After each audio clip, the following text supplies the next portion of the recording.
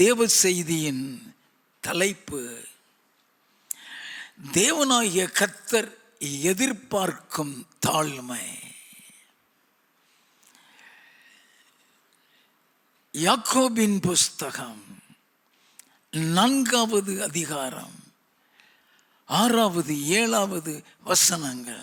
அவர் அதிகமான கிருபையை அளிக்கிறாரே, ஆதலால் தேவன் பெருமை உள்ளவர்களுக்கு எதிர்த்து நிற்கிறார், தாழ்மை உள்ளவர்களுக்கோ கிருபை அளிக்கிறார் என்று சொல்லி இருக்கிறது.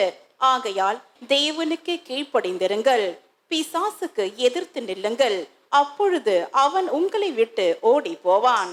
ஏன் இந்த வசனத்தோட பிசாச லிங்க் பண்ணி கொண்டு வந்திருக்கிறான்? தாழ்மைங்கிறது தேவனிடத்தில் இருந்து வருகிறது, பெருமைங்கிறது பிசாசினிடத்தில் இருந்து வருகிறது. அவனுக்கு எதிர்த்து நெல்லு, ஓடி போவான்னு சொல்லுகிறாரு. ஏன் தெரியுமா? யாரு தாழ்மையா இருக்கானோ அவன் மீது கர்த்தருடைய கண்கள் இருக்கும். சங்கீத புஸ்தகம் 138வது சங்கீதம் 6வது வசனம். கர்த்தர் உயர்ந்தவராயிருந்தும் தாழ்மை உள்ளவனை நோக்கி பார்க்கிறார், மேட்டிமையானவனையோ தூரத்தில் இருந்து அறிகிறார். மேட்டிமையானவன் பக்கத்திலே வரமாட்டார்னு அர்த்தம். நல்லா கவனித்துக் கொள்ள வேண்டும். ஆண்டவர் ஒவ்வொரு காரியத்திலும் நம்மிடத்தில் தாழ்மையை எதிர்பார்ப்பார். அந்த தாழ்மையில் தான் தேவனுடைய கிருபையே மறைந்து கிடக்கிறது. வேதம் சொல்கிறது, அவர் அதிகமான கிருபைகளை அளிக்கிறாரே. தாழ்மையுள்ளவர்களுக்கோ கிருபை அளிக்கிறார். நீ எவ்வளவுத்துக்கு எவ்வளவு உன்னை தாழ்த்துகிறியோ அவ்வளவுத்துக்கு அவ்வளவு கிருபை அதிகரித்து கொண்டே போகும். நல்லா கவனிக்க வேண்டும். உன்னுடைய பார்வையில் தாழ்மை இருக்கான்னு பார்ப்பாரு. அது தாழ்மையின் பார்வையா, அது மேட்டிமையின் பார்வையா? உன் வார்த்தையில தாழ்மை இருக்கான் பார்ப்பாரு. தாழ்மையில பேசுறியா, பெருமையில பேசுறியான்னு பார்ப்பாரு. நல்லா கவனிங்க. ஏன்னா நம்முடைய வார்த்தை, ஒவ்வொரு வார்த்தையிலையும் பிசாசு பெருமையை கொண்டு வந்து விடுவான். உன்னுடைய சிந்தனையில கூட தாழ்மை இருக்கா, பெருமை இருக்கான்னு பார்ப்பாரு. நல்லா கவனிச்சுக்கிடுங்க. விழுந்து போன லூசிஃபர் இருதயத்தில் தான் சிந்திச்சான், அட்ரஸ் இல்லாம ஆயிட்டா.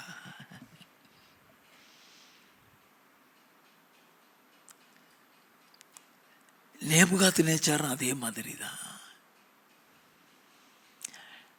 அவன் வாயில இருந்து வார்த்தை வந்தது, காணாமலே போயிட்டான். The Lord expects humbleness in every attitude of our life. நல்லா கவனித்துக் கொள்ள வேண்டும். உன்னுடைய வாழ்க்கையின் ஒவ்வொரு பகுதியிலையும் தாழ்மையை பார்ப்பார். அந்த தாழ்மையில தான் கிருபை இருக்கு. அந்த தாழ்மை இருக்கு வரைக்கும் நீ கிருபைக்குள் இருப்பாய். அந்த கிருபை தான் நம்மளை பாதுகாக்கும். அந்த கிருபை தான் நம்மளை ரட்சிப்புல நிலைத்திருக்க செய்யும். அந்த கிருபை தான் நம்மளை பரலோகத்தை சுதந்திரிக்க வைக்கும். அந்த கிருபை தான் தேவனுடைய தரிசனத்தின் பாதையில நடத்தும். அதனால தான் தேவன் நம்மளை தாழ்மையை எதிர்பார்க்கிறார். பெருமை என்கிறது பிசாசினால் கொடுக்கப்படுகிறது. சின்ன விஷயத்திலையும் பெருமையை கொடுப்பான். நல்லா கவனிக்க வேண்டும். உனக்குள்ள தாழ்மை இருக்கும் பொழுது பிசாசு உன் பக்கத்திலே வர முடியாது. நல்லா கவனித்துக் கொள்ள வேண்டும். அதை பிசாசு கொடுக்கிறது. பெருமைங்கிறது பிசாசு கொடுக்கிறது. பெருமையை கொடுத்து கிருபையை விட்டு வெளியே போக வச்சிருவான். பெருமையை கொடுத்து தேவன் உன் மீது வைத்திருக்கிற திட்டம் தரிசனத்திலிருந்து வெளியே கொண்டு போயிடுவான். நல்லா கவனிக்க வேண்டும். அதனாலதான் பிசாசுக்கு எதிர்த்து நில்லுங்கள் ஏன் சொல்லுகிறார். நல்லா கவனிக்க வேண்டும்.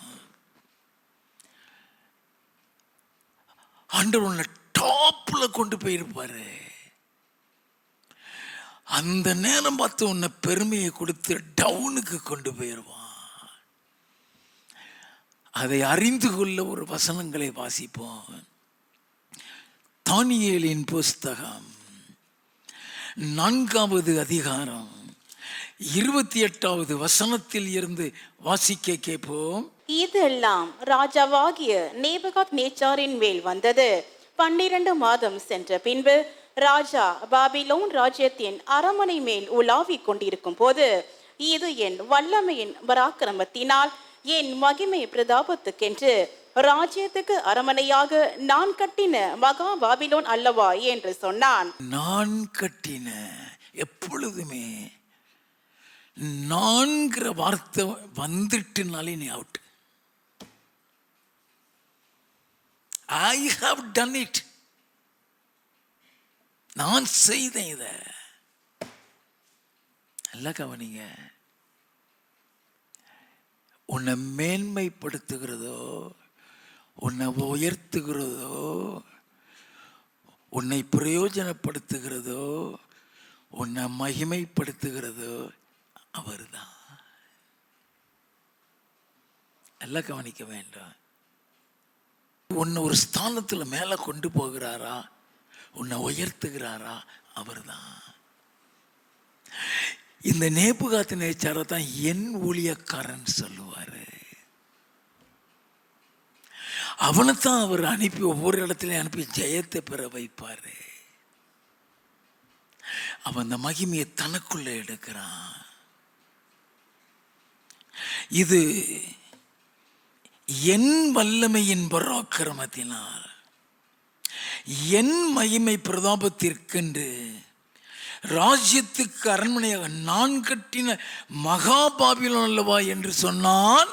இந்த வார்த்தை ராஜாவின் வாயில் இருக்கும் போதே வானத்தில் இருந்து ஒரு சத்தம் உண்டாகி, ராஜாவாகிய நேபுகாத் நேச்சாரே, ராஜ்யபாரம் உன்னை விட்டு நீங்கிற்று. ராஜ்யபாரம், தரிசனம் போச்சு, ஸ்தானம் போச்சு. நல்லா கவனிங்க.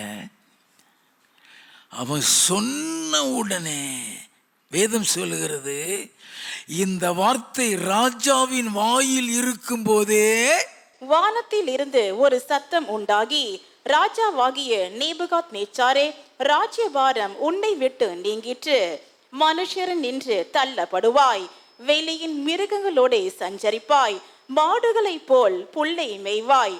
இப்படியே உன்னதமானவர் மனுஷருடைய ராஜ்யத்தில் ஆளுகை செய்து தமக்கு சித்தமாய் இருக்கிறவனுக்கு அதை கொடுக்கிறார் என்பதை நீ அறிந்து கொள்ளு மட்டும் 7 காலங்கள் உன்மேல் கடந்து போகும் என்று உனக்கு சொல்லப்படுகிறது என்று விளம்பினது. அந்நேரமே இந்த வார்த்தை நேபுகாத் நேச்சாரிடத்தில் நிறைவேறிற்று. அவன் மனுஷர் நின்று தள்ளப்பட்டு மாடுகளைப் போல் புல்லை மேய்ந்தான்.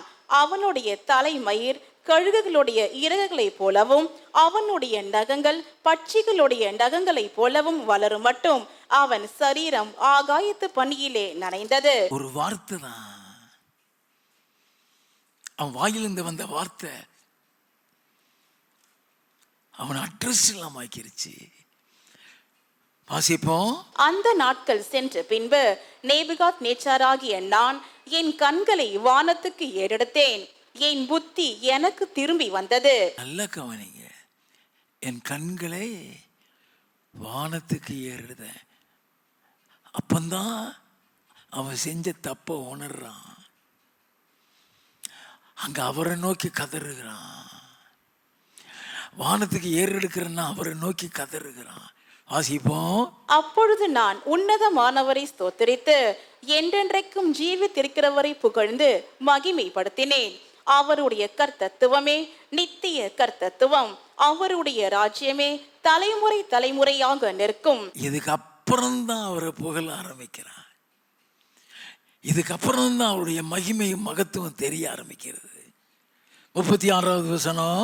அவ்வேளையில் என் புத்தி எனக்கு திரும்பி வந்தது, என் ராஜ்யபாரத்தின் மேன்மைக்காக என் மகிமையும் என் முகக்கலையும் எனக்கு திரும்பி வந்தது. என் மந்திரிமாரும் என் பிரபுக்களும் என்னை தேடி வந்தார்கள். என் ராஜ்யத்திலே நான் ஸ்திரப்படுத்தப்பட்டேன், அதிக மகத்துவமும் எனக்கு கிடைத்தது. அதுக்கு அப்புறம் தான் அப்போ அந்த ஒரு மனுஷனுடைய பெருமையான வார்த்தை, இருதயத்தில் உள்ள ஒரு பெருமையான வார்த்தை, அவன் அட்ரஸ் இல்லாதவன் ஆக்கிடுச்சு. அதனால் தான் ஆண்டவர் சொல்கிறார், பிசாசுக்கு எதிர்த்து நெல்லுங்கள், உங்களை விட்டு ஓடி போயிடுவான். அவனுக்கு இடம் கொடுக்காதன்னு அர்த்தம். அப்போஸ்தலனாகிய பவுலை தேவனாகிய கர்த்தர் வல்லமையாய் பிரயோஜனப்படுத்தினார். நல்ல கவனிங்க, செத்தவன் உயிரோட எந்திரிச்சான். அவனுடைய வஸ்திரத்தில் அவனுடைய உருமால்களை கொண்டு போடும்போது வியாதி சுகமாச்சு, பிசாசுகளிலிருந்து விடுதலை பெற்றாங்க. அவன் பிரசங்கம் பண்ணும் பொழுது ஒரு திரள் கூட்டம் மக்கள் ரட்சிக்கப்பட்டாங்க. எல்லாம் கவனிக்க வேண்டாம். 3வது வானம் வரைக்கும் கர்த்தர் அவனை கொண்டு சென்றார். அப்படிப்பட்ட ஒரு மேன்மையை கர்த்தர் அவனுக்கு கொடுத்திருந்தார். அப்படி ஆண்டவர் அவனை உயர்த்தி மேலே கொண்டு வரும்போது அவன் இருதயத்துக்குள்ள மேட்டிமை வந்துடாதபடி அவன் சரீரத்தில் ஒரு முள்ளை கொடுத்து வச்சாரு. வாசிப்போமா? 2 கொரிந்தியரின் புஸ்தகம் 12வது அதிகாரம் முதல் 5 வசனங்களை வாசிக்க கேட்போம். மேன்மை பாராட்டுகிறது எனக்கு தகுதி அல்லவே. நல்லா கவனிக்க வேண்டாம். மேன்மை பாராட்டுகிறது, அந்த வார்த்தையை சொல்றதுக்கு முன்னால இதை சொல்லிட்டு தான் சொல்றான். மேன்மை பாராட்டுகிறது எனக்கு தகுதி அல்லவே. ஆகிலும் கர்த்தர் அருளிய தரிசனங்களையும் வெளிப்படுத்தல்களையும் சொல்லுகிறேன். கிறிஸ்துவுக்குள்ளான ஒரு மனுஷனை அறிவேன். நான் சொல்லல. எவ்வளவு கேர்ஃபுல்லா பேசலாம் தெரியுதா? நல்ல நம்ம இந்த சில நேரங்களெல்லாம் வேதத்தை தியானிக்கும் பொழுது கொஞ்சம் ஆழத்துக்குள்ள போக வேண்டாம். It's very important to go deeper. அப்பதான் அதுல மறைஞ்சு கிடக்கிற பல ரகசியம் தெரியும். கிறிஸ்துவுக்குள்ளான ஒரு மனுஷனை அறிவேன். தன்னை பத்தி சொல்ல போகிறான். தன்னை பத்தி சொல்றதுக்கு தான் தன்னையே சொல்லாம ஒரு மனுஷனை அறிவேன் யாரையோ சொல்லுகிறது மாதிரி சொல்லுகிறான். வாசிப்போம். அவன் 14 வருஷத்திற்கு முன்னே 3ஆம் வானம் வரைக்கும் எடுக்கப்பட்டான். அவன் சரீரத்தில் இருந்தானோ சரீரத்திற்கு புறம்பே இருந்தானோ அதை அறியேன், தேவன் அறிவார். அந்த மனுஷன் பரதீசுக்குள் எடுக்கப்பட்டு மனுஷர் பேசப்படாததும் வாக்கு கெட்டாததும் ஆகிய வார்த்தைகளை கேட்டான் என்று அறிந்திருக்கிறேன். அவன் சரீரத்தில் இருந்தானோ சரீரத்திற்கு புறம்பே இருந்தானோ அதை அறியேன், தேவன் அறிவார். இப்படிப்பட்டவரை குறித்து மேன்மை பாராட்டுவேன். ஆனாலும் என்னை குறித்து என் பலவீனங்களிலே அன்றி வேறொன்றிலும் மேன்மை பாராட்ட மாட்டேன். Beautiful narration. ஏன் இப்படி சொல்றான்? அவன் சரீரத்தில் ஒரு முள் இருக்கு, அவனை பெருமைப்படுத்திடக்கூடாதுங்கிறதுக்காக. வாசிப்போம். சத்தியமானதை நான் பேசுகிறேன். நான் மேன்மை பாராட்ட மனதா இருந்தாலும் நான் புத்தியினன் அல்ல. ஆனாலும் ஒருவனும் என்னிடத்தில் காண்கிறதற்கும் என்னாலே கேட்கிறதற்கும் மேலாக என்னை எண்ணாதபடிக்கு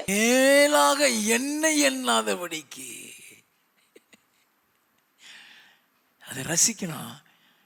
எந்த அளவுக்கு தன்னை தாழ்த்தி கொண்டு வர்றான். வாசிப்போம். அப்படி செய்யாதிருப்பேன். அன்றியும் எனக்கு வெளிப்படுத்தப்பட்டவளுக்குரிய மேன்மை நிமித்தம் நான் என்னை உயர்த்தாதபடிக்கு, நான் பெருமைப்பற்றாதபடிக்கு. ஏன் முள்ளு? நான் பெருமைப்பட்டு விடாதபடிக்கு என் மாம்சத்திலே ஒரு முள் கொடுக்கப்பட்டிருக்கிறது. என்னை நான் உயர்த்தாதபடிக்கு அது என்னை குட்டும் சாத்தானுடைய தூதனாயிருக்கிறது. நல்லா கவனிக்க வேண்டும். அது என்னை குட்டும் சாத்தானுடைய தூதனா? அது கர்த்தர்கிட்ட இருந்து வரல. அப்படின்னா அங்க உத்தரவு வாங்கிட்டு வர்றான்னு அர்த்தம். அநேக நேரங்களில் we don't understand why such suffering in my life. நமக்கு தெரியாது ஏன் நம்முடைய வாழ்க்கையில் இந்த பிரச்சனைகள் வருகிறது. நமக்கு தெரியாது. ஒன்னு ஆண்டவர் மேன்மைப்படுத்தி கொண்டு வரும் பொழுது உன் குடும்பத்தில் இருக்கிற யாராவது ஒரு நபர் முள்ளா இருப்பாங்க. நீ பல நாள் அவங்களுக்காக ஜெபம் பண்ணி இருப்ப, அவங்களோட மாற்றத்தை நீ கண்டுபிடிச்சிருக்க மாட்ட. உன்னால புரிய முடியாது, ஆண்டவரே ஏன் இங்க தொடாம இருக்கிறீர்? ஏன்னா உன்னை தெரிந்தெடுத்திருக்கிறாரு. நீ பெருமைப்பட்டு விழுந்துடக்கூடாதுங்கிறதுக்காக ஒரு முள் உனக்கு வைக்கப்படுகிறது.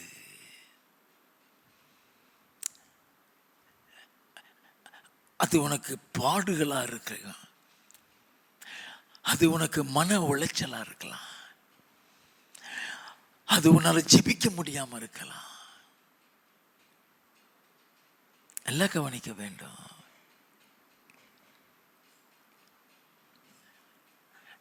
வியாதிதான் நமக்கு முள்ளு நினைச்சிடாதீங்க. அந்த முள்ளுங்கிறது குடும்பத்தில் உள்ள ஒரு நபராக இருக்கலாம்,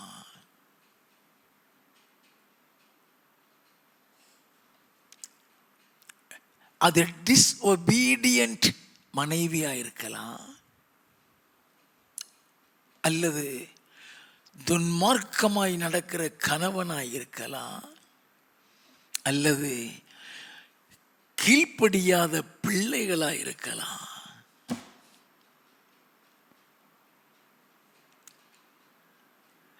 God has a plan in your life. He has brought you here.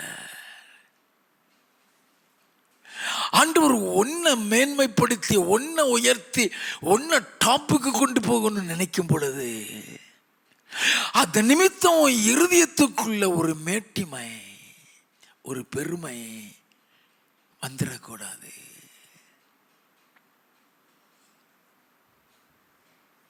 நல்லா கவனிங்க. நம்ம இருதயத்துக்குள்ள ஒரு சின்ன மேட்டிமை இருந்தாலும் நம்ம பெற்ற கிருபை இழந்துருவோம். யாருக்குமே தெரியாது அது. அப்ப ஆண்டவர் எப்படிப்பட்ட ஒரு தாழ்மையை எதிர்பார்க்கிறார். வாசிப்போம் 7வது வசனத்தில் இருந்து. அன்றியும் எனக்கு வெளிப்படுத்தப்பட்டவர்களுக்குரிய மேன்மை நிமித்தம் நான் என்னை உயர்த்தாத படிக்கு என் மாம்சத்திலே ஒரு முள் கொடுக்கப்பட்டிருக்கிறது. என்னை நான் உயர்த்தாத படிக்கு அது என்னை குட்டும் சாத்தானுடைய தூதனாயிருக்கிறது. என் வாழ்க்கையில பெருமை வந்துடக்கூடாது. 3ஆம் வானம் வரைக்கும் போயிட்டு வந்திருக்கிறேன், பெருமை வந்துடக்கூடாது. செத்தவன் எழுந்திருக்கிறான், பெருமை வந்துடக்கூடாது.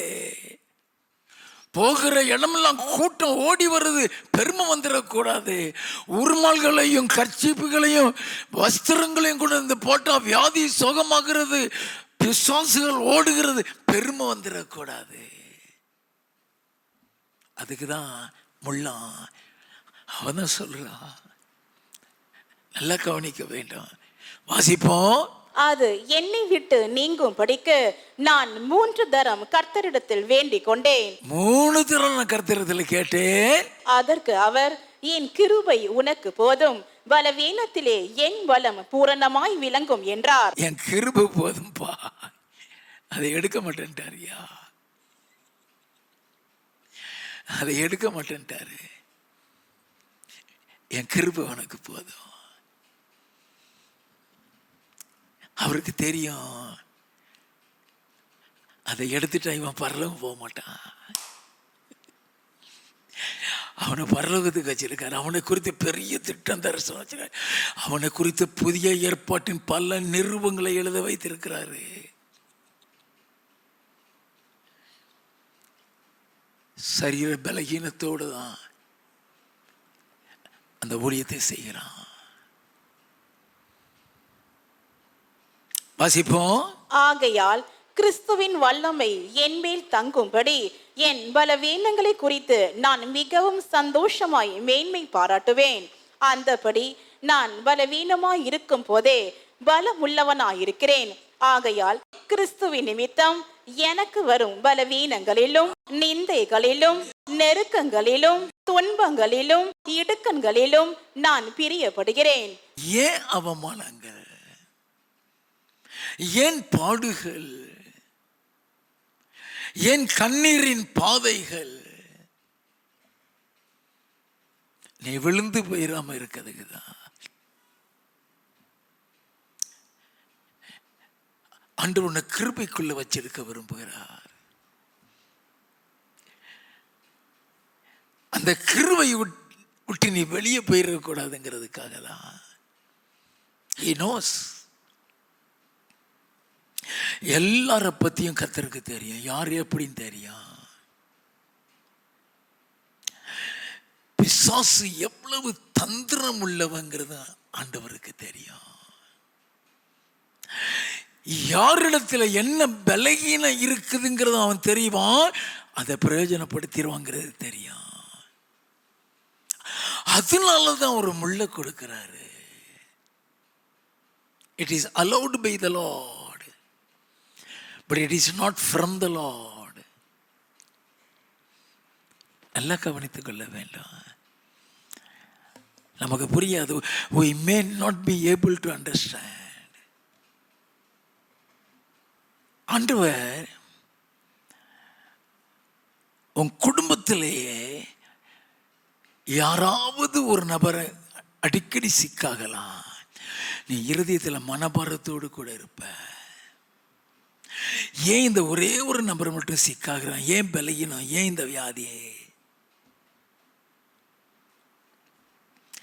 உன்னை வச்ச இடத்தை விட்டு நீ உன்னை ஓட்ட வைக்கணும்னு சொல்லி பிசாசு திட்டம் போட்டிருப்பான். அந்த சதுரத்துக்குள்ள உன்னை வைக்கிறதுக்கு தான் அப்படி செய்வாரு. It will be only a period of time. Within that period you will be in a position to understand the will of God in your life. நல்லா கவனித்துக் கொள்ள வேண்டும். சில நேரங்களில் நீ உடையுவ, மனம் நொந்து போவ, நீ வேதனைப்படுவ, யாரு சொன்னாலும் நீ கேட்கவும் மாட்ட. ஆனா அந்த பீரியட் உனக்கு ஒரு சில காலகட்டங்கள்ல இருக்கும். அந்த ஒரு சில காலகட்டங்கள் முடியும் பொழுது நீ புரிஞ்சுக்கிடுவ, why the Lord is leading you in such a path. ஏன் இந்த பாதைங்கிறத நீ புரிகிறது வரைக்கும் தான் அந்த பாதை. நீ புரிந்ததுக்கு அப்புறம் அந்த பாதை இருக்காது. அவர் உன்னை கொண்டு போகிற பாதையில நீ ஸ்ட்ரைட்டா போயிட்டே இருப்ப. நல்லா கவனிச்சுக்கிடனா.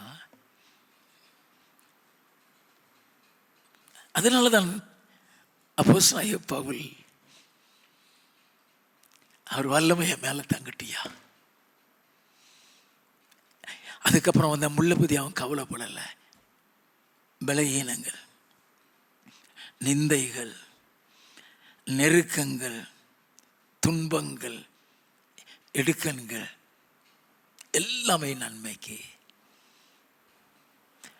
It's a prophetical அட்ரன்ஸ் to many.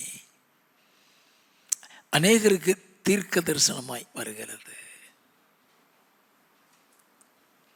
நல்லா கவனித்துக்கொள்ள வேண்டும். ரோமரின் புஸ்தகம் 8வது அதிகாரம் 28வது வசனம்.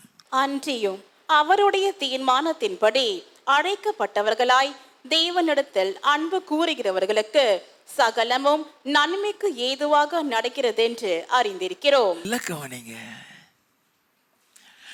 அன்றியும் அவருடைய தீர்மானத்தின்படி அழைக்கப்பட்டவர்களாய் தேவனிடத்திலே அன்பு கூறுகிறவர்கள் சகலமும் நன்மைக்கு ஏதுவாக இருக்கலாம். உன்னை எந்த பாதையில் ஆண்டவர் கொண்டு போற உனக்கு அது நன்மைக்கு ஏதுவாக இருக்கும். உன்னை உருவாக்கி கொண்டு வருகிறதுக்கு ஃபர்னஸ்ல தான் போடுவாரு. நல்லா கவனிக்க வேண்டும். உன்னை உருவாக்கணும்னா ஃபர்னஸ் தான், அக்கினி தான். வேதத்தில் அக்கினின்னு சொல்லிட்டாலே அது பாடுகளை குறிக்கிறது. அதுல கொண்டு வந்துதான் உன்னை உருவாக்குவாரு. அவருடைய சித்தத்தை உன் வாழ்க்கையில நிறைவேற்றுவாரு. உன்னுடைய கரத்தில் வச்சுதான் கொண்டு போவாரு. நீ அவமானப்படுத்தப்படலாம், நீ நிந்திக்கப்படலாம், நீ துன்பப்படுத்தப்படலாம், நீ மன வேதனைப்படுத்தப்படலாம். ஆனா ஒரு பொழுது நீ வெட்கப்பட்டு போக மாட்டாய்.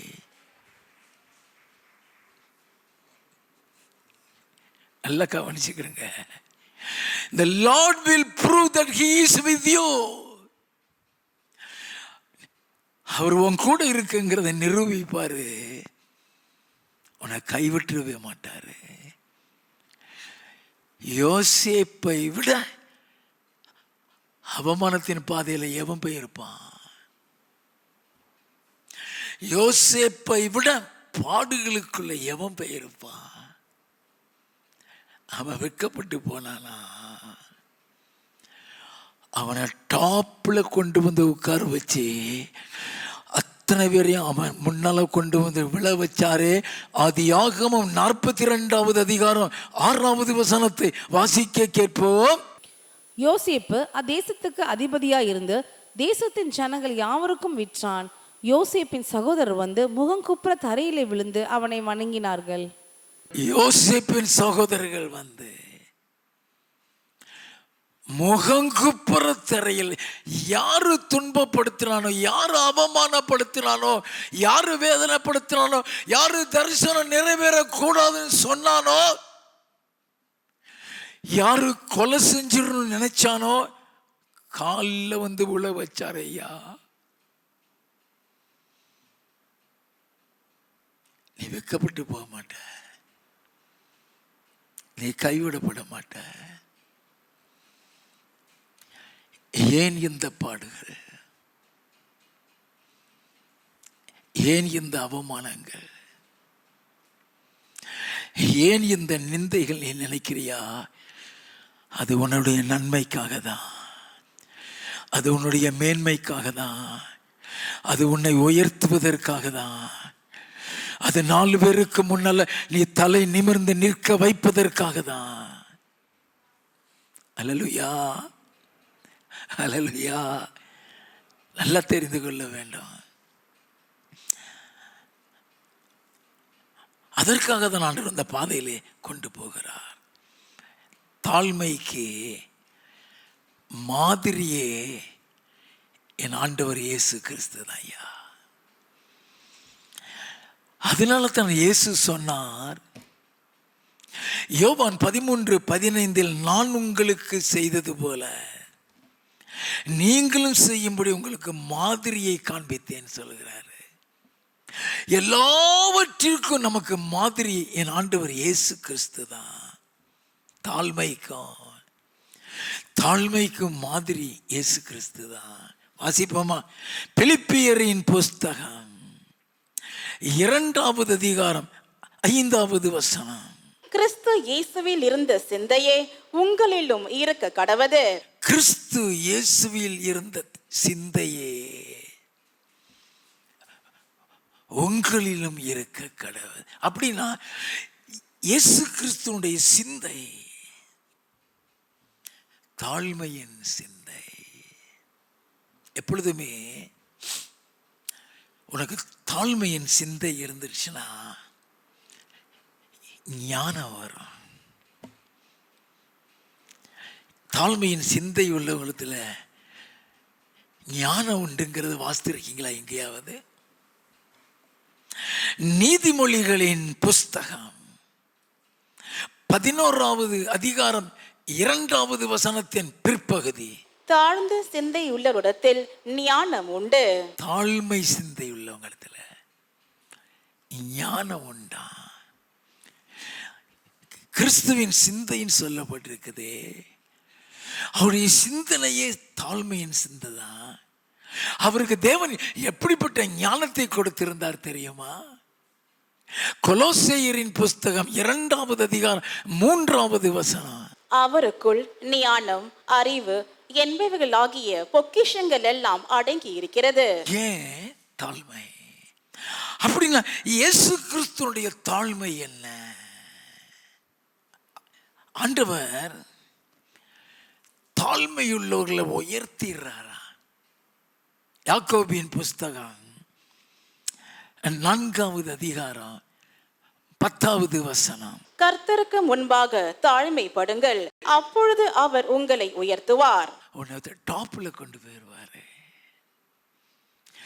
இயேசுவை தேவன் டாப்ல கொண்டு போனதுக்கு காரணம் அந்த தாழ்மை தான். அந்த தாழ்மையின் நிமித்தம் தான் அவரை ஆண்டவரும் கிறிஸ்துவுமாக மாற்றினாரா. ஏன் முழங்கால் யாவும் அவருக்கு முன்பாக முழங்கால் படியிட செய்தாரா? அவருடைய தாழ்மை. பிலிப்பியரின் புஸ்தகம் 2வது அதிகாரம் 6வது வசனத்தில் இருந்து, அவர் தேவனுடைய ரூபமாயிருந்தும் தேவனுக்கு சமமாயிருப்பதை கொள்ளையாடின பொருளாக எண்ணாமல், நான் பிதாவினுடைய பிள்ளை, நான் பரலோகத்துல இருந்து வந்திருக்கிறேன் அப்படின்னு ஒரு நாளும் அவர் சொன்னது கிடையாது. He never took advantage over that. நல்ல கவனிங்க.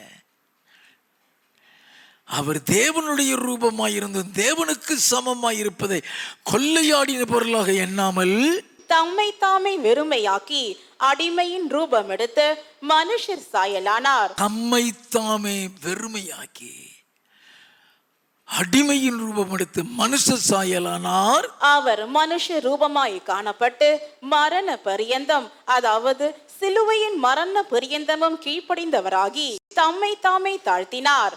அந்த கீழ்ப்படிதல்ல தாழ்மை இருக்கு, அது அப்புறம் பார்ப்போம். கீழ்ப்படிந்தவராகி தம்மை தாமே தாழ்த்தினார்.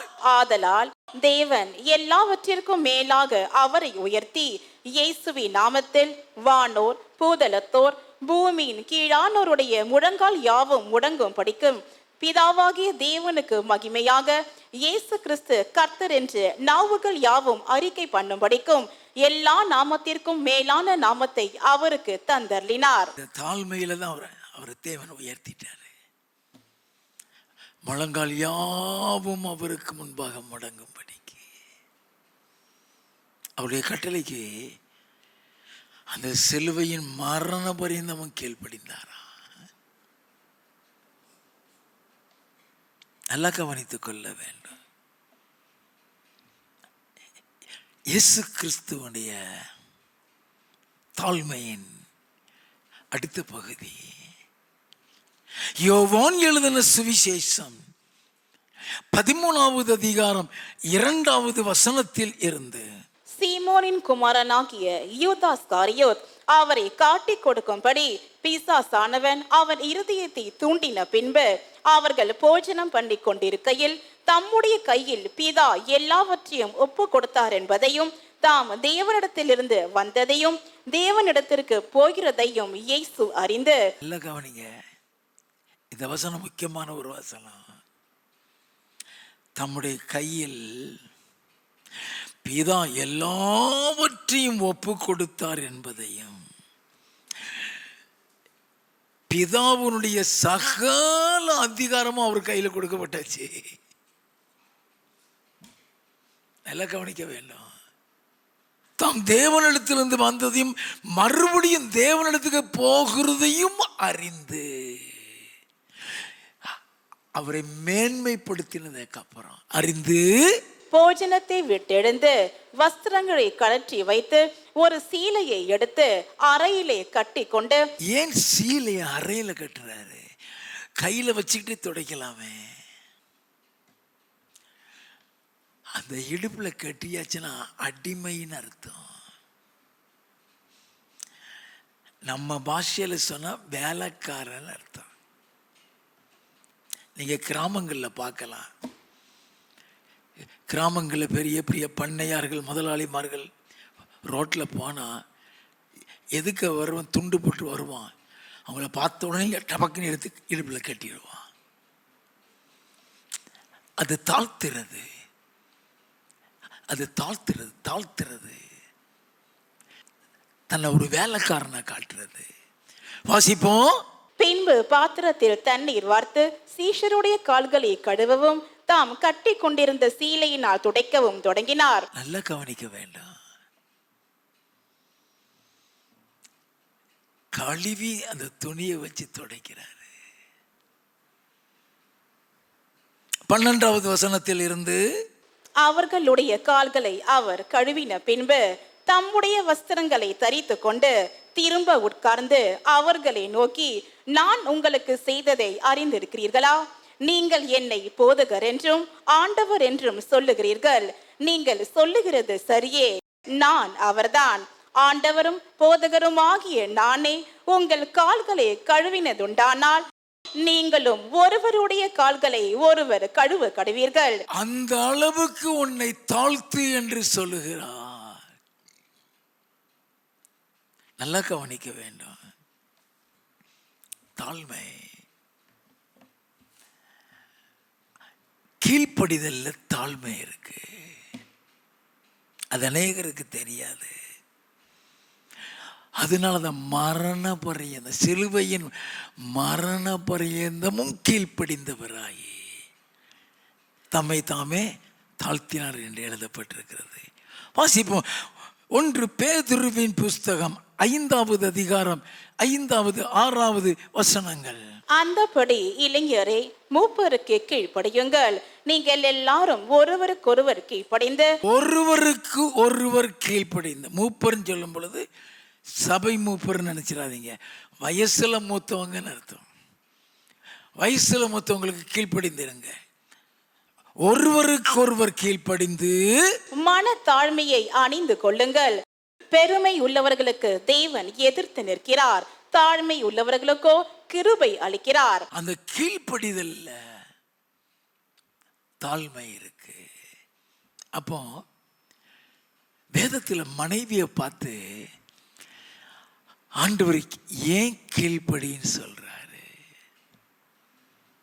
எபேசியரின் புஸ்தகம் 5வது அதிகாரம் 22 முதல் 24 வசனங்கள். மனைவிகளே, கர்த்தருக்கு கீழ்ப்படுகிறது போல உங்கள் சொந்த புருஷருக்கு கீழ்ப்படியுங்கள். கிறிஸ்து சபைக்கு தலையாய் இருக்கிறது போல புருஷனும் மனைவிக்கு தலையாயிருக்கிறான். அவரே சரீரத்திற்கும் இரட்சகராயிருக்கிறார். ஆகையால் சபையானது கிறிஸ்துவுக்கு கீழ்ப்படுகிறது போல மனைவிகளும் தங்கள் சொந்த புருஷர்களுக்கு எந்த காரியத்திலேயும் கீழ்ப்படிந்திருக்க வேண்டும். அந்த கீழ்ப்படிதல்ல தாழ்மை இருக்கிறது. பவுல் ரொம்ப அழகாக மனைவிகளுக்கு கல்யாணமே முடிக்காதவன், அவன் எந்த அளவுக்கு கத்திரத்திலிருந்து வாங்கின சொல்ல முடியும். 1 தீமோத்தேயுவின் புஸ்தகம் 2வது அதிகாரம் 11வது 12வது வசனங்கள். ஸ்திரீயானவள் எல்லாவற்றிலும் அடக்கமுடையவளாயிருந்து அமைதலோடு கற்றுக்கொள்ள கடவள். உபதேசம் பண்ணவும் புருஷன் மேல் அதிகாரம் செலுத்தவும் ஸ்திரீயானவளுக்கு நான் உத்தரவு கொடுக்கிறதில்லை. அவள் அமைதலாய் இருக்க வேண்டும். எண்ணத்தினாலெனில் முதலாவது ஆதாம் உருவாக்கப்பட்டான், பின்பு ஏவாள் உருவாக்கப்பட்டாள்.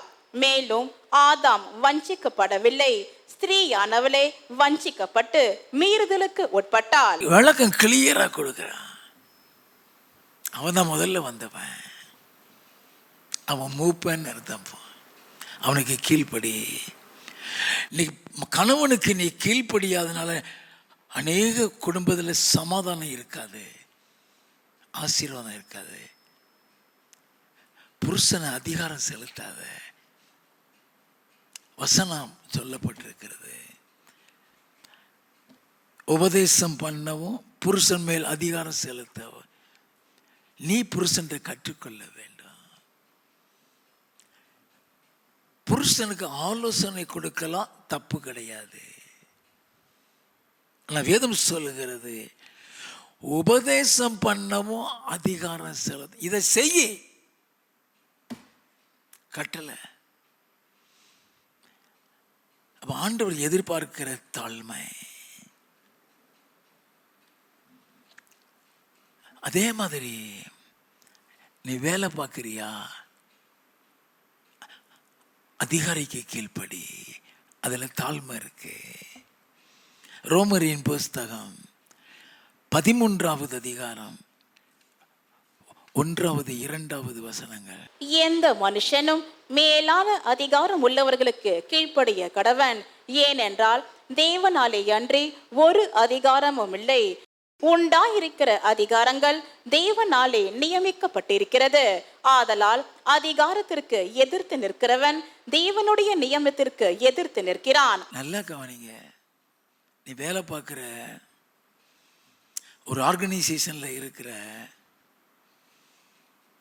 அந்த ஆர்கனைசேஷன்ல என்ன சட்ட திட்டங்கள் கொடுத்துருக்காங்களோ அதுக்கு மீறாத. அதுக்கு மீறும் பொழுது நீயே உன் ஆசீர்வாதத்தை இழக்கிற. நான் வேலை பார்க்கும்போது கர்த்தர் சொல்லி கொடுத்திருக்கிறார்,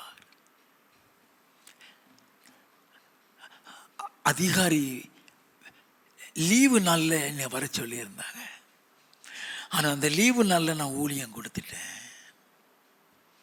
ஆஃபீஸில் போய் நான் ஊழியம் கொடுத்துட்டேன், நான் வரல, நான் போகிறேன்னு சொல்லிட்டு போயிட்டேன். ஊழியத்தில் கிரியை செய்யலை. ஆண்டவர் சொன்னார், நீ அதிகாரிக்கு கீழ்ப்படியாம வந்த நான் கூட வர மாட்டேன். சொல்லி கொடுத்தாரு, தாழ்மையோட கேளு. Ask her with all humbleness. She will accept it. நீ கோபத்தில் கேட்டீங்கன்னா கொடுக்க மாட்டாங்க. I was taught by the Lord.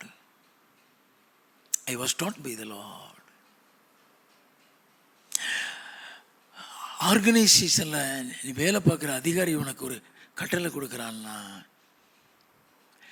அதுபடி நீ செய்யலைன்னா நீ ஆசீர்வாதத்தை இழப்ப. ஆண்டவர் அதுக்கு என்ன சொல்றாரு? ரோமர் 13வது அதிகாரம் 2வது வசனம்.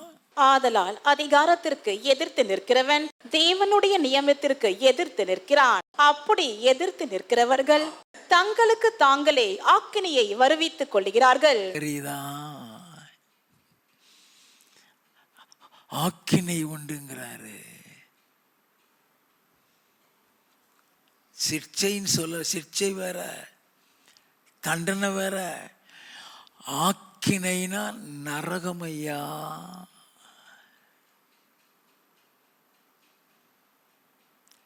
நம்ம நல்லா தெரிந்து கொள்ள வேண்டும். வேதத்தின் பல ரகசியங்கள் நமக்கு தெரியாதனால நம்ம வாழ்ந்து கொண்டிருக்கிறோம். போகட்டும். தேவனால் தெரிந்து கொள்ளப்பட்டவர்கள் எப்படி விழுந்து போகிறார்கள்? 1 ராஜாக்களின் புஸ்தகம் 13வது அதிகாரம் 1வது 2வது வசனங்கள். யெரொபெயாம் தூபம் காட்ட பலிபீட தண்டையிலே நிற்கையில், இதோ தேவனுடைய மனுஷன் ஒருவன் கர்த்தருடைய வார்த்தையின்படியே யூதாவில் இருந்து பெத்தேலுக்கு வந்து அந்த பலிபீடத்தை நோக்கி, பலிபீடமே பலிபீடமே, இதோ தாவீதின் வம்சத்தில் யோசியா என்னும் பேருள்ள ஒரு குமாரன் பிறப்பான். நல்ல பிறக்கிறதுக்கு முன்னாலே பேர் சொல்றான். அப்போ அவன் பிறக்கிற உலக தோற்றத்துக்கு முன்னாலே தேவனால் தெரிந்து கொள்ளப்பட்டவன். வாசிப்போம். அவன் உன்மேல் தூபம் காட்டுகிற மேடைகளின் ஆசாரியர்களை உன்மேல் பலியிடுவான். மனுஷரின் எலும்புகளும் உன்மேல் சுட்டெரிக்கப்படும் என்பதை கர்த்தர் உரைக்கிறார் என்று கர்த்தருடைய வார்த்தையை கூறி, இல்ல கவனி, அவன் என்ன செய்வாங்கிறதையும் சொல்லிட்டான். 2 ராஜாக்களின் புஸ்தகம் 22வது அதிகாரம் 1வது 2வது வசனங்கள். யோசியா ராஜாவாகிற போது 8 வயதாயிருந்து 31 வருஷம் எருசலேமில் அரசாண்டான். போஸ்காத் ஊரான் ஆகிய அதாயாவின் குமார்த்தியான அவன் தாயின் பேர் எதிதாள். அவன் கர்த்தரின் பார்வைக்கு செம்மையானதை செய்து தன் தகப்பனாகிய தாவீதின் வழியிலெல்லாம் வலது இடதுபுறம் விலகாமல் நடந்தான். வலது இடதுபுறம் விலகல. 2 ராஜாக்கள் 23வது அதிகாரம் 25வது வசனம். கர்த்தரிடத்துக்கு தன் முழு இருதயத்தோடும் தன் முழு ஆத்மாவோடும் தன் முழு பலத்தோடும் மோசேயின் நியாய பிரமாணத்திற்கு ஏற்றபடி எல்லாம் செய்ய மனதை சாய்த்தான். அவனை போல் ஒத்த ராஜா அவனுக்கு முன் இருந்ததும் இல்லை, அவனுக்கு பின் எழும்பினதும் இல்லை. எப்படிப்பட்ட சாட்சி ஐயா! தேவனால பேர் குறிக்கப்பட்டவன், தேவனால உருவாக்கப்பட்டவன், தேவனால் அழைக்கப்பட்டவன், தேவனுடைய தரிசனத்தை நிறைவேற்றுகிறவன். 15:16. இஸ்ரவேலை பாவம் செய்ய பண்ணின நேபாத்தின் குமாரனாகிய யெரொபெயாம் பெத்தேலில் உண்டாக்கி இருந்த பலிபீடமும் மேடையும் ஆகிய அவ்விரண்டையும் அவன் இடித்து அந்த மேடையை சுட்டெரித்து தூளாக்கி விக்கிரக தோப்பையும் சுட்டெரித்தான். யோசியா திரும்பி பார்க்கிற போது அங்கே அந்த மலையில் இருக்கிற கல்லறைகளை கண்டு ஆட்களை அனுப்பி அந்த கல்லறைகளில் உள்ள எலும்புகளை எடுத்து வர செய்து, இப்படி நடக்கும் என்று தேவனுடைய மனுஷன் கூறின கர்த்தருடைய வார்த்தையின்படியே அவைகளை அந்த பலிபீடத்தின் மேல் சுட்டெரித்து, தரிசனம் அப்படியே நிறைவேறுகிறது. கர்த்தர் சொன்ன வார்த்தையின்படி அப்படியே நடக்கிறான். 2 நாளாகமம் 35வது அதிகாரம் 20வது வசனத்தில் இருந்து. யோசியா தேவாலயத்திற்கு அடுத்ததை திட்டப்படுத்தின இந்த எல்லா நடவடிக்கைகளுக்கும் பின்பு எகிப்தின் ராஜாவாகிய நேக்கோ ஐபிராத் நதியோரமான கர்கேமிஸ் பட்டணத்தின் மேல் யுத்தம் பண்ண வந்தான். எங்கேயோ ஒருத்தன் யுத்தம் பண்ண போயிட்டு இருக்கான். நல்ல கவனிங்க, எப்படி கிருபையை விட்டு வெளியே போவங்கிறதுக்கு இது காமிக்கிறேன். தேவன் உன்னை அழைச்சிட்டாருன்னா அவருடைய பலத்த கருத்துக்குள்ள நீ அடங்கி இருக்க வேண்டும். வாசிப்போம். அப்பொழுது யோசியா அவனுக்கு விரோதமாய் யுத்தம் செய்ய புறப்பட்டான். அவன் இவனிடத்துக்கு ஸ்தானாபதிகளை அனுப்பி, யூதாவின் ராஜாவே, எனக்கும் உமக்கும் என்ன? நான் இப்போது உமக்கு விரோதமாய் அல்ல, என்னோட யுத்தம் பண்ணுகிற ஒருவனுக்கு விரோதமாய் போகிறேன். என்னோட யுத்தம் பண்ண ஒருத்தனுக்கு விரோதமா போறேன், ஓண்ட வரல. வாசிப்போம். நான் தீவிரிக்க வேண்டும் என்று தேவன் சொன்னார். தேவன் சொன்னார். அங்க யாரோ தீர்க்க தரிசனம் சொல்லியிருக்கான், ஆண்டுடைய கட்டளைப்படி போறான். வாசிப்போம். தேவன் என்னோடு இருக்கிறார், அவர் உம்மை அழிக்காத படிக்க அவருக்கு எதிரடை செய்வதை விட்டுவிடும் என்று சொன்னான். எனக்குன்னு சொல்லல, அவருக்குன்னு சொல்றான். உன் இறுதியத்துக்குள்ள மேட்டிமை மட்டும் வந்துட்டுனா ஞானம் போயிடும், ஞானம் போயிடும். பொறாம வந்தாலும் போயிடும், மேட்டிமை வந்தாலும் போயிடும். வாசிப்போம். ஆனாலும் யோசியா தன் முகத்தை அவனை விட்டு திருப்பாமலும் நேகோ சொன்ன தேவனுடைய வாயின் வார்த்தைகளுக்கு செவி கொடாமலும், தேவன் சொன்ன வாயின் வார்த்தைகளுக்கு செவி கொடாமலும் அவனோடு யுத்தம் பண்ண வேஷம் மாறி மெகிதோவின் பள்ளத்தாக்கிலே யுத்தம் பண்ணுகிறதற்கு வந்தான். வில் வீரர் யோசியா ராஜாவின் மேல் வெய்தார்கள். அப்பொழுது ராஜா தன் ஊழியக்காரரை நோக்கி, என்னை அப்புறம் கொண்டு போங்கள், எனக்கு கொடிய காயம் பட்டது என்றான். அப்பொழுது அவனுடைய ஊழியக்காரர் அந்த ரதத்தின் மேல் இருந்த அவனை இறக்கி அவனுக்கு இருந்த இரண்டாவது ரதத்தின் மேல் ஏற்றி அவனை எருசலேமுக்கு கொண்டு வந்தார்கள். அவன் மரணம் அடைந்து தன் பிதாக்களின் கல்லறையில் அடக்கம் பண்ணப்பட்டான். மரணம் அடைந்து தரிசனம் முடிந்தது. தேவனுடைய கிருபையை விட்டு தூக்கி வீசப்பட்டான். ஏன்? மேட்டிமை.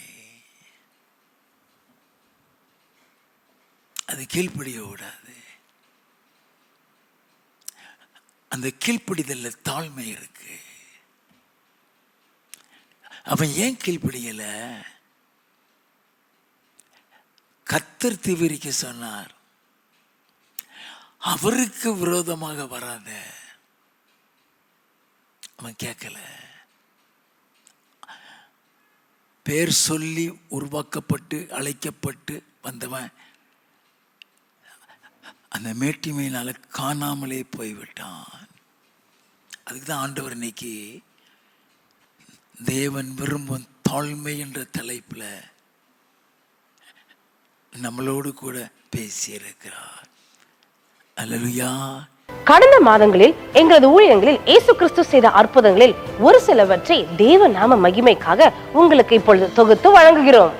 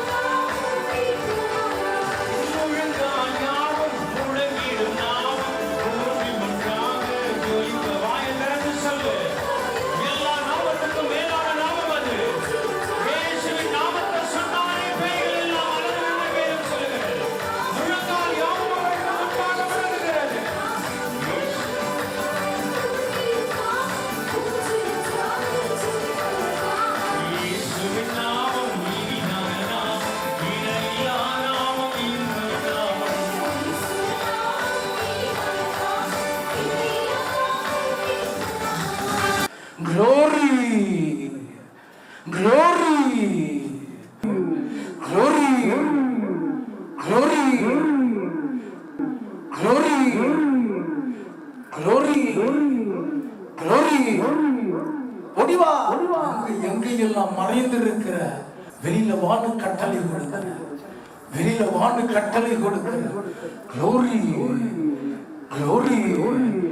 மாந்திரிகங்களே, அசுத்த ஆவிகளே, வெளியேறுன, வெளியேறுன. இவளை விட்டு நிறம் போ.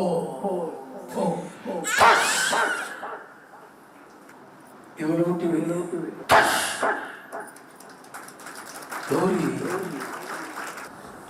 glory, glory, glory, glory, glory.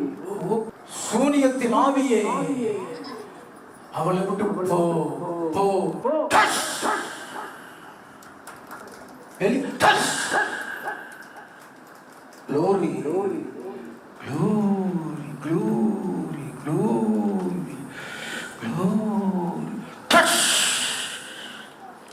Glory, glory, glory, glory.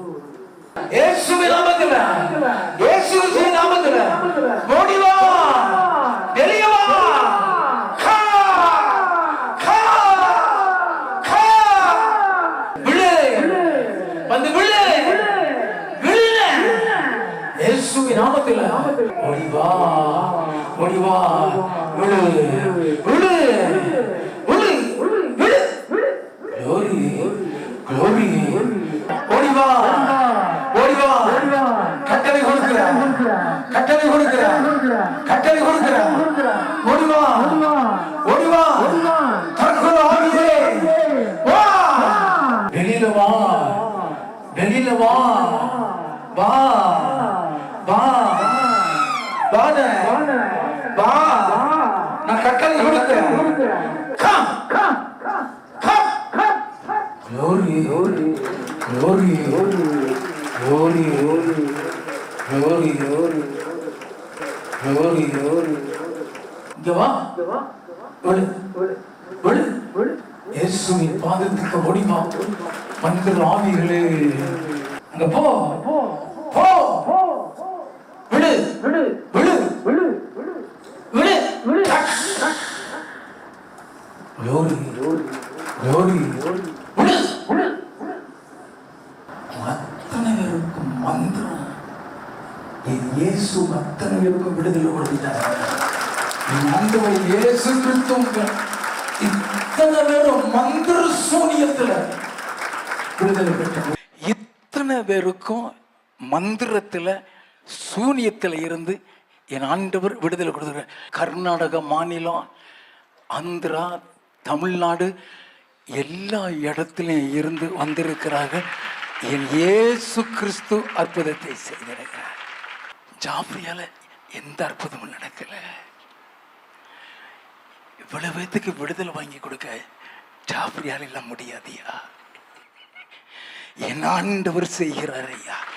இந்த இடத்துல இந்த அற்புதத்தை என் ஆண்டவர் இயேசு கிறிஸ்து செய்கிறார். அல்லேலூயா. உங்களுக்கு மந்திரம் இருக்குன்னு தெரியுமாமா? தெரியாது. இங்க என்ன நடந்துச்சுன்னு தெரியுமா? ஒண்ணுமே தெரியாது. அலக்கழிச்சதெல்லாம் தெரியாது. என்ன பிரச்சனைன்னு வந்த? குடும்பத்துல சமாதானம் இல்லை. கல்யாணம் ஆகி 5 வருஷம் குழந்தை இல்ல. கணவன் மனைவிக்குள்ள எந்த ஒரு எல்லாமே பிரச்சனையா தான் இருக்கு. குடும்பத்துக்கு விரோதமாக மாந்திரி இருந்ததுனால அந்த பிரச்சனை இருந்திருக்கலாம். நீ அலக்கழிச்சிட்டு இருந்த.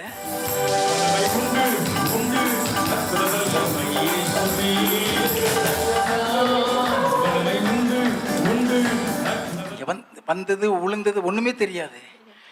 இயேசுவுக்கு மகிமை உண்டாகட்டியா. அல்லேலூயா. நீ எந்த ஊர்ல இருந்தமா வர்ற? நல்லூர். இங்க என்ன நடந்துச்சுன்னு தெரியுமா? தெரியாதுங்க. ஒண்ணுமே தெரியாது.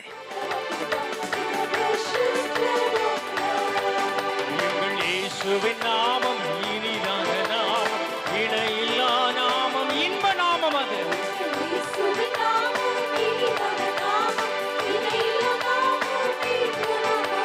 முழங்கால் யாவும் முடங்கிடும் நாமம். இந்த அற்புதத்தை என் ஆண்டவர் இயேசு கிறிஸ்து செய்கிறார். அல்லேலூயா. நாங்கள் சேலம் மாவட்டம் வாழப்பாடியிலேருந்து வந்துட்டுருக்குறோம் 5 மாதமாக. அப்போ எனக்கு ட்ரெயினில் பாஸ்டர் சொன்னார், காது வலி குளித்தோன்னா காது வலி வரும் அப்படின்ட்டு. அதே மாதிரி எனக்கு குளித்தோன்னா காது வலி தான் வரும். என்ன பண்ணும், எண்ணெய் விட்டு ஒரு 10 நிமிஷம் படுத்துருந்து அப்புறம் நான் ஆஃபீஸ் வேலைக்கு போவேன். அப்போ இப்போ வரும்போது நைட்டு கூட ட்ரெயினில் படுக்கும்போது சரியான வலி, ஒன்றும் பண்ண முடியல. அப்புறம் இங்கே நான் 8:45 வந்துட்டேன். அப்புறம் பாஸ்டர் சொன்னார், அப்போ தான் பார்த்தேன் இந்த வலி எதுவுமே இல்லை. இயேசுவுக்கு மகிமை உண்டாகட்டியா. என் ஆண்டவருக்கு மகிமை உண்டாகட்டியா. நல்ல கவனிங்க. கர்த்தர் வெளிப்படுத்தினது காது வலி குளிச்ச உடனே காது வலி வரும்.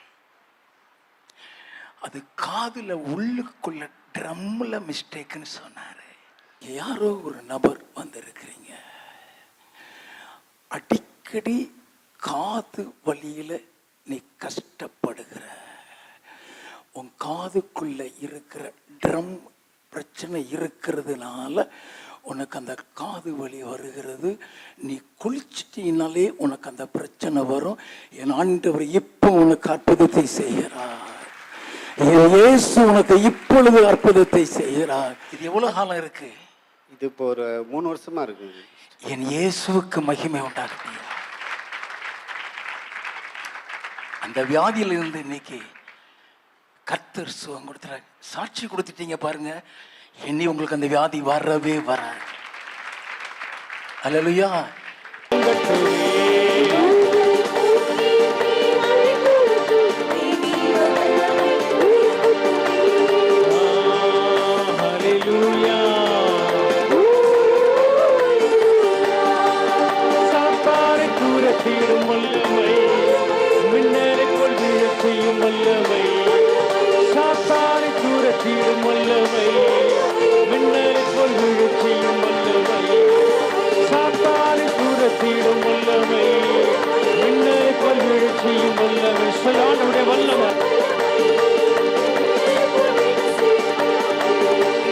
பாவங்களை போக்கி சாபங்களை நீக்கும் பரலோக வல்லமை இறங்கட்டுமே. இவ பிள்ளைகளை விட்டு, இவ குடும்பத்தை விட்டு போ போ.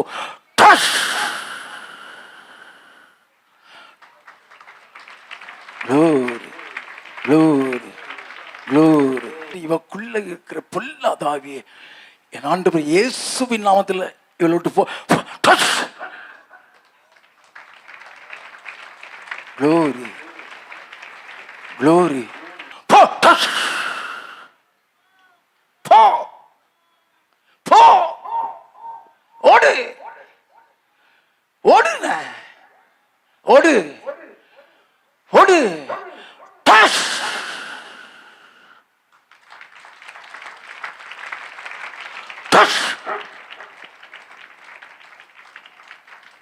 Glory. உங்களுக்கு சொல்லுங்க ஐயா. எனக்கு 4 மாதம் சொன்ன மாதிரி தான் 4 மாதம் போராட்டம் இருந்தது. ஆனால் என் மனைவி என் பிள்ளைங்களாம் பார்க்கும்போது ரொம்ப கண்ணீர் விட்டு இருந்தேன். எப்போ தான் ஏசப்பா விடுதலை கொடுப்பாருன்னு. ஆண்டவர் 4 பேருக்கும் விடுதலை கொடுத்துட்டாரு ஏசப்பா. இப்போ நல்லா இருக்கீங்களா? இப்போ நல்லா இருக்கு. ஃப்ரீயாக இருக்குதா? இந்த பிள்ளை இவ்வளோ கிளியராக இருக்கா பாரு. உங்கள் முழு குடும்பமும் இயேசுவோடு ஸ்ட்ராங்காக இருங்க. Hallelujah. God bless you. Praise Lord. நான் பொர்ஷவாக்கத்துல இருந்து வரேன். என் பேர் விஜயலட்சுமி. 2 மாசமா ஒரே வயிறு வலியா இருந்துச்சு. குடும்பத்துக்குள்ள ஒரே சமாதானம் இல்லாம இருந்துச்சு. வயிறு வலி 2 எல்லாம் டெஸ்ட் எடுத்தோம், ஒண்ணுமே இல்லைன்னு சொல்லிட்டாங்க. ஆனா வயிறு வலி மட்டும் 2 மாசமா இருந்துச்சு. இப்போ நல்லா இருக்குதா? அலக்கழிச்சதெல்லாம் ஞாபகம் இருக்கு, தெரியுது.